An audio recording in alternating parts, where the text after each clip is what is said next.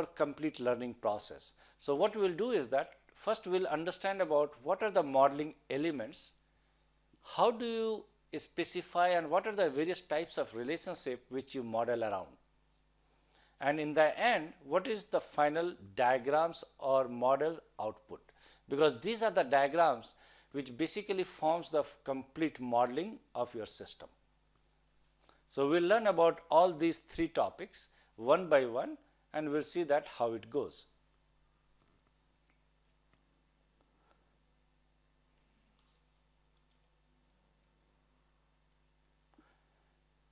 So start with UML modeling elements. So what are the basic modeling elements for UML? First we'll think about the elements have been categorized into various parts. First we'll call it structural elements. Class, instance, collaboration, use case, component and node. There are behavioral elements, how they interact with each other, what message they pass, how these various elements or the components, what language they speak, what protocol they use, how frequently they interact with each other. So those are the things called behavioral elements. So for that, capturing the behavioral aspect of your system, you will be using two diagrams called interaction diagram and state diagram. So to capture the behavioral aspect, you will capture this one, and then there is a grouping element. So let us see this one. The structural aspect of your system. For that you will use a class diagram, instance diagram which is nothing but an object diagram, collaboration diagram, use case diagram, component diagram. This one is not a standard, but so let us leave this one. The next one is called behavioral system.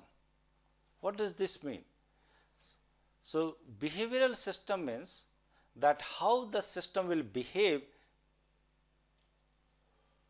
among themselves and interact with each other. So that is called interaction diagram and state machine diagram.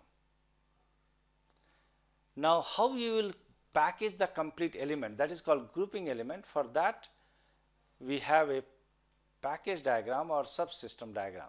So these are the various diagrams which we will use to model the three different aspects of the system: structural, behavior and grouping. Okay. So let us start with these elements in further detail. So first start with classes and instances. So what is classes and instances? Classes and objects, if you come from object oriented background, you would know that classes and instances are nothing but objects are the instances of classes, and classes are a template by which objects are created. So these are the specification for one or more distinct object with a common form, structure and behavior. So let us see one example. So what we have is that we have here very simple. I have a class here. This is a class, okay. This is a class. Sorry, this is a class. This is a class called telephone, and this class I have defined. Now based on this class, I will create two objects called phone 1 and phone 2. These are called objects which have been created from this class, and they are called instances, and this is called class. So this is the class template, and based on this I have created two objects like this. So that is the meaning of class and instances. So you have to define what are the various classes which will be used in this system, and what kind of objects you will be creating from them. Sometimes you can create a base class and then you can create a subclass and then create an object out of that. So those are the concepts also used. So UML modeling generally try to understand is that you have a little bit idea of object oriented analysis and design. If not, then we have another course called object oriented analysis and design. You might want to go through that course before you come to UML modeling. But this is a basic of a class and object in a system. Now, we will see about attribute. What is attributes?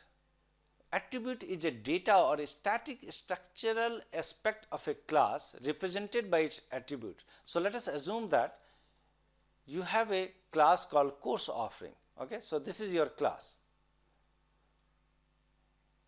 Okay? So, this is your class. Now, in this one, these are the attributes of your class. Attributes may be found by examining class definitions, the problem requirements, and by applying domain knowledge. So, once you identify the class, you have to also identify that this class will have what are the various attributes. Okay?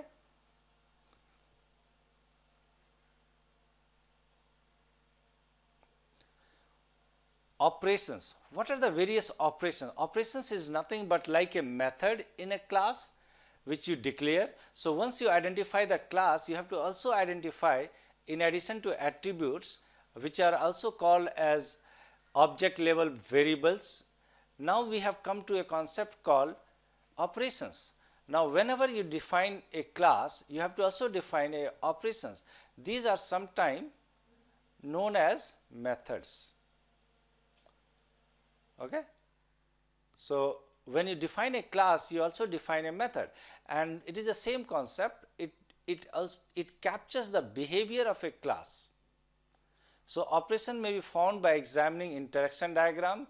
You can find out let us assume there are two classes. One is called registration form, other is called registration manager. Now, how they are going to interact? The behavior of interaction might give you an idea that what are the various methods I need to put in registration form.